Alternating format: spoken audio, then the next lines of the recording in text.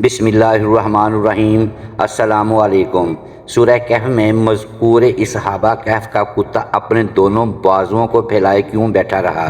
المانیہ German کا ایک physician doctor کا بیان ہے کہ میں کسی سفر میں ایک بار ایئرپورٹ پر تھا کہ اچانک ایک نوجوان نے قرآن کا مترجم نسخہ مجھے گفٹ کیا۔ میں نے اس کا دل رکھنے کے لیے تھینکس کرتے ہوئے لے لیا کہ اس کے سامنے سے اوجھل ہونے کے بعد اس کو پھینک دوں گا۔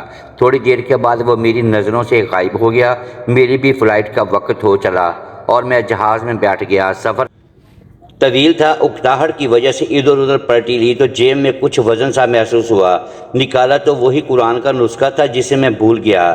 خیر دل میں خیال آیا دیکھوں تو صحیح کیا ہے اس میں نے کھولا تو میرے سامنے سورہ الکہف کھلی اور میں دھیرے دھیرے ورق گردانی کرنے لگا۔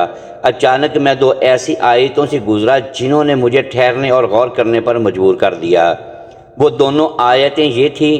ترجمہ: آپ دیکھیں گے کہ آفتاب بوقت طلوع ان کے غار سے دائیں جانب کو جھک جاتا ہے اور بوقت غروب ان کے بائیں جانب کترا جاتا ہے اور وہ اس غار کی کشادہ جگہ میں ہیں۔ دوسری آیت یہ ہے۔ ترجمہ: اور آپ خیال کرتے ہیں کہ وہ بیدار ہیں حالانکہ وہ سوئے ہوتے ہیں، خود ہی انہیں دائیں بائیں کروٹیں دلایا کرتے تھے۔ ان کا کتا بھی چوکھٹ پر اپنے ہاتھ پھیلائے ہوئے تھا۔ سورہ الکہف 17 اور 18۔ ڈاکٹر کا کہنا ہے کہ ان کا سونا اور کروٹیں لینا سمجھ میں آتا ہے کہ یہ اس لیے ضروری ہے تاکہ اس کے جسم اگر ایک ہی کروٹ رہیں گے تو خراب ہونے اور جسم کو مٹی کے کھا جانے کا خطرہ ہے۔ ڈاکٹر کو اس سے بھی کوئی حیرت نہیں جس میں ہے کہ ترجمہ: آپ دیکھیں گے کہ آفتاب بوقت طلوع ان کے غار سے دائیں جانب کو جھک جاتا ہے اور بوقت غروب ان کی بائیں جانب کترا جاتا ہے اور وہ اس غار کی کشادہ جگہ میں ہیں، کیونکہ سورج غار میں روزانہ داخل ہوتا ہے مگر ڈائریکٹ ان کے جسم پر روشنی نہیں پڑتی۔ ڈاکٹر کا کہنا ہے کہ علم طب میں یہ بات بدیہی ہے تاکہ جسم پر بستر کے نشانات نہ پڑیں۔ ضروری ہے کہ کمرہ ہوادار ہو، سورج کی روشنی اس میں آتی جاتی رہے لیکن سیدھی جسم پر نہ پڑے۔ پھر ڈاکٹر دوسری آیت کے بارے میں غور و فکر کے بعد کہتا ہے کہ کروٹ لینا بھی ضروری ہے، اس لیے ہے کہ ایک ہی کروٹ پڑے رہنے سے جسم پر زخم نہ پڑ جائیں اور پھر اس میں بدبو پھیل جائے اور زمین اپنی خوراک بنا لے۔ ڈاکٹر کہتا ہے اب تک مجھے جس چیز نے سب سے زیادہ حیرت زدہ کیا ہے وہ ان سب کا کتا ہے، جس کے بارے میں آیا ہے کہ اس نے کروٹ نہیں لی بلکہ ایسے ہی اپنے دونوں بازو پھیلائے ایک ہی حالت میں تقریباً 309 برس بیٹھا رہا اور اس کے جسم کو کچھ نہیں ہوا، نہ زخم لگے نہ ہی اس میں بدبو پیدا ہوئی۔ اس آیت کریمہ نے اسے تحقیق کرنے پر مجبور کر دیا اور وہ اس پر ریسرچ کرنے لگا۔ اس کی حیرت کی اس وقت انتہا نہ رہی جب تحقیق سے اس نے یہ پایا کہ کتے کے جسم میں چمڑے کے نیچے ایک غدود ہوتا ہے جو ایسے قسم کا کوئی مادہ نکالتا ہے جسے کتا اگر زندہ ہے تو اس کا چمڑا خراب نہیں ہوتا، بھلے وہ کتنے برس تک کیوں نہ بیٹھا رہے۔ اسی وجہ سے ان سب کا کتا ان سب کی طرح کروٹ نہیں لے رہا تھا۔ اس معجزاتی آیت کریمہ نے اس المانی ڈاکٹر کو اسلام لانے پر مجبور کر دیا اور وہ مسلمان ہو گیا۔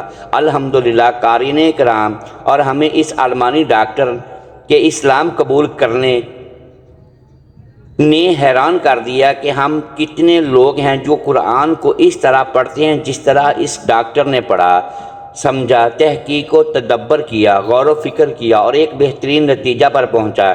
ہم نے سورہ الکہف سینکڑوں بار پڑھی ہوگی بلکہ ہر جمعہ کو پڑھتے ہیں، لیکن کیا ہم نے کبھی اس طرح غور کیا کہ ان سب کے کروٹ لینے کا سبب کیا تھا؟ اور کتا ایک ہی حال میں بیٹھا رہا، اس نے کروٹ نہیں لی تو کیوں؟ اس کا سبب کیا تھا؟ اس لیے اللہ نے ہمیں تدبر اور غور و فکر کرنے کا حکم دیا ہے۔ کہا جاتا ہے کہ اصحاب کہف کا کتا اپنی وفاداری کے سبب جنت میں جائے گا، جبکہ کتا نجس العین ہے اور جنت پاکیزہ مقام ہے جو اللہ کے مقربین کے لیے مخصوص ہے۔ اس میں حرام اور نجس جانور کا داخلہ کسی طرح ممکن ہے۔ یہ قرآن و حدیث میں اصحاب کہف کے کتے کا کوئی ذکر موجود ہے؟ آخر کتے نے اصحاب کہف کے ساتھ کون سی وفاداری نبھائی؟ کہ جس بنا پر اس کتے پر جنت واجب ہوئی۔ آئیے سب سے پہلے تو بات کرتے ہیں کہ کتے کو نجس العین کیوں کہتے ہیں۔ 3 وجوہات ہے کہ جس کی بنا پر کتا حرام ہے۔ سب سے پہلی تو یہ ہے کہ کتا ساری رات جاگتا ہے، اور جب اللہ کی رحمتوں کا نزول ہوتا ہے تو یہ اونتے منہ ہو کر سو جاتا ہے۔ دوسری وجہ یہ ہے کہ کتا اپنے ہم جنس کو دیکھ کر ہمیشہ نفرت کا اظہار کرتا ہے اور بھونکتا رہتا ہے۔ تیسری وجہ یہ ہے کہ کتا اپنا کھانا کھا کر باقی بچے ہوئے کھانے کے اوپر مٹی ڈال دیتا ہے تاکہ وہ کسی اور کے کام نہ آ سکے۔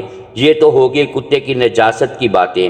اب آپ کو اس سوال کا جواب دینے سے پہلے کہ کتے پر جنت کیوں واجب ہوئی، پہلے آپ کو مختصراً اصحاب کہف کا واقعہ بیان کرتے ہیں، جس سے معلوم ہو سکے گا کہ کیسے ایک کتے نے ان سے وفاداری کی۔ دقیانوس ایک ظالم اور جابر بادشاہ تھا جو کہ آج سے 2000 سال پہلے روم کا بادشاہ تھا، اور افسوس شہر اس کا دارالحکومت تھا۔ پورے شہر میں جو کوئی بھی بتوں کی پوجا سے انکار کرتا، بادشاہ دقیانوس اس کو قتل کروا دیتا تھا۔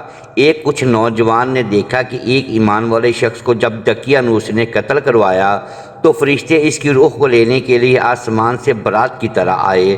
یہ روح پرور منظر دیکھ کر ان نوجوان کا ایمان بھی جاگ اٹھا۔ انہوں نے بھی بتوں کی پوجا سے انکار کر دیا اور کھلے عام اللہ پاک کی عبادت کرنے لگے۔